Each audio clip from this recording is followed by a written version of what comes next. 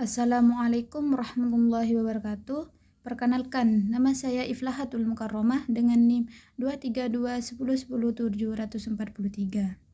Di sini kami akan menjelaskan tentang sejarah dari Batik Kusumasari dan bagaimana cara mengaitkan Batik Kusumasari ini dengan matematika. Sebelum mengenal sejarah Batik Kusumasari, kita perlu mengetahui apa yang dimaksud dengan batik. Apa sih yang dinamakan batik? Batik adalah kain yang memiliki gambar khas dari budaya masyarakat Indonesia. Pada tahun 2009, UNESCO menetapkan bahwa batik adalah warisan budaya dunia yang berasal dari Indonesia. Hal ini menunjukkan betapa pentingnya batik di Indonesia. Bahkan, Indonesia memiliki hari khusus untuk memperingati batik setiap tahunnya. Keberadaan batik ini tidak hanya sebagai kain yang indah, tetapi sebagai bagian dari identitas dan kebanggaan bangsa Indonesia. Oleh karena itu, masyarakat Indonesia, termasuk kalangan akademisi, diharapkan untuk menjaga dan mempertahankan kelestarian dari batik Indonesia ini. Menurut Selo Sumarjan dan Sulaiman Sumardi, kebudayaan adalah segala hasil karya, rasa, dan cipta bagi masyarakat. Dengan demikian, batik bukan hanya sekedar kain, tetapi juga merupakan bagian dari kekayaan budaya Indonesia yang harus dijaga dan dilestarikan. Oleh karena itu, penting bagi kita semua untuk memahami dan menghargai nilai-nilai budaya yang terkandung dalam batik.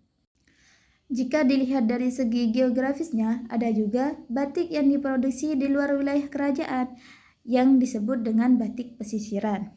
Bedanya, batik dari Surakarta dan Yogyakarta ini cenderung memiliki warna yang lebih terbatas dan terkesan statis. Warna batik dari Yogyakarta ini umumnya digunakan hanya mencakup warna tanah seperti coklat, krem, putih, dan serta warna hitam. Contoh sederhananya, jika kita melihat batik dari Surakarta dan Yogyakarta ini, kita akan melihat warna-warna yang terbatas seperti coklat, krem, putih, hitam, serta biru. Sedangkan batik di daerah pesisiran mungkin memiliki warna yang lebih beragam. Dengan demikian, batik dari Surakarta dan Yogyakarta ini memiliki ciri khas warna yang lebih sederhana dan terbatas, namun tetap memiliki keindahan dan keunikan tersendiri. Batik Kusumasari, sebagaimana banyak motif batik klasik Solo lainnya, memiliki akar yang kuat dalam tradisi karaton. Meskipun catatan tertulis yang spesifik mengenai penciptaan awal, motif ini mungkin sulit ditemukan. Keberadaannya diyakini telah berlangsung selama beberapa generasi dalam lingkungan karaton Surakarta Hadiningrat.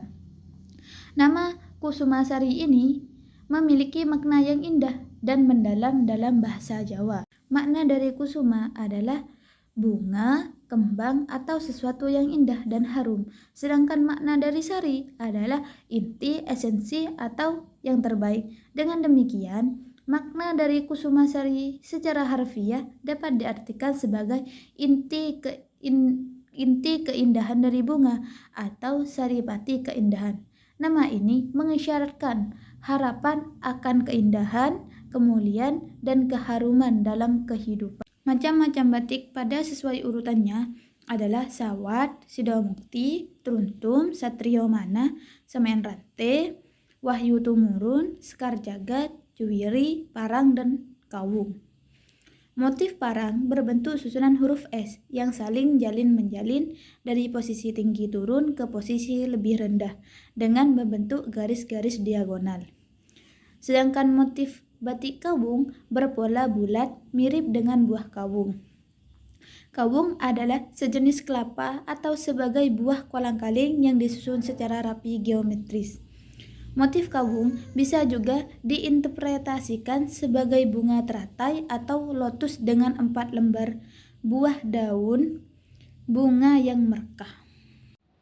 Baik, sebelumnya saya Putri Ayu Lestari. Di sini saya akan melanjutkan penjelasan dari teman saya. Kalau teman saya tadi sudah membahas tentang sejarahnya batik Kusumasari, sekarang saya akan membahas tentang transformasi pada motif batik Kusumasari.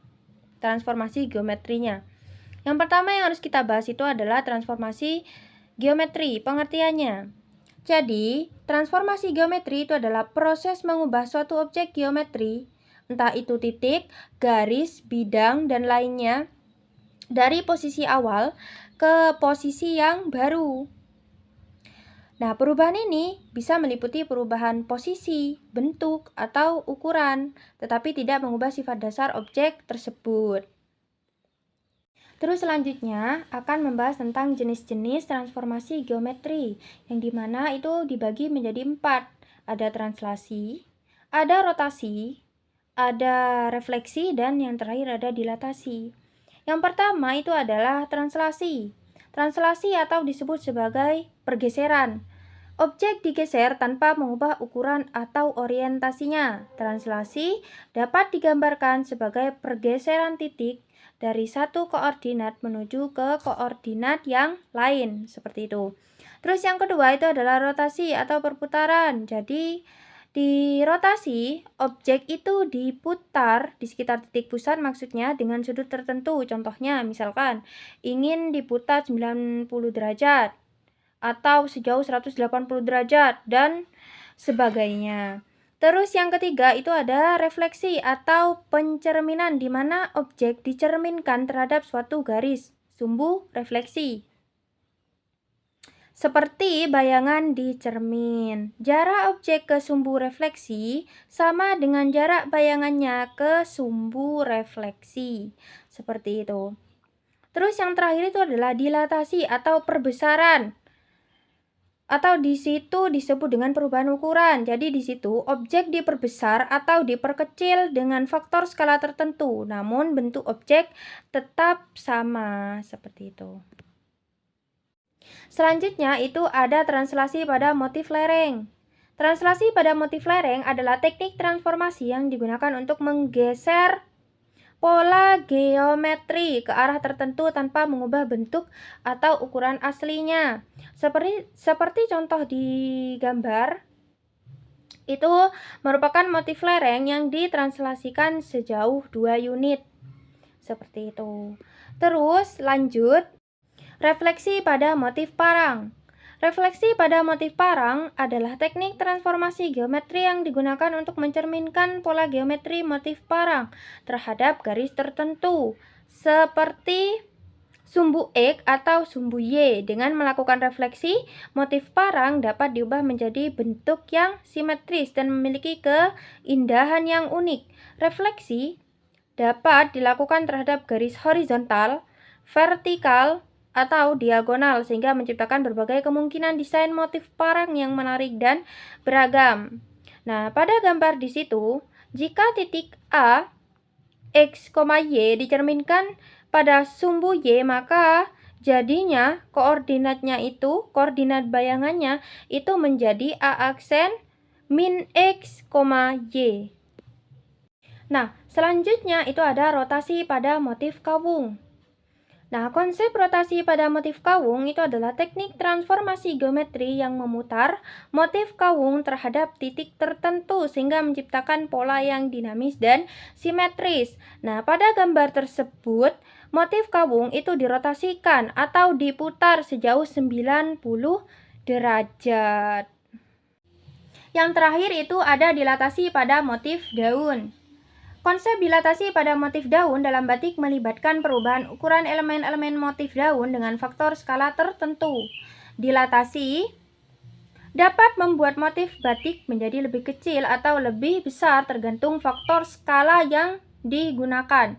Dari gambar tersebut ya, misalkan kita melihat dari sudut pandang daun yang merah, maka pada motif tersebut itu mengalami perbesaran. Karena apa? Karena daun yang merah itu lebih kecil daripada daun yang hijau. Begitupun sebaliknya, jika kita melihat dari sudut pandang motif daun yang hijau, maka motif tersebut mengalami yang namanya perkecilan. Karena apa? Karena motif daun yang hijau itu lebih besar daripada motif daun yang merah.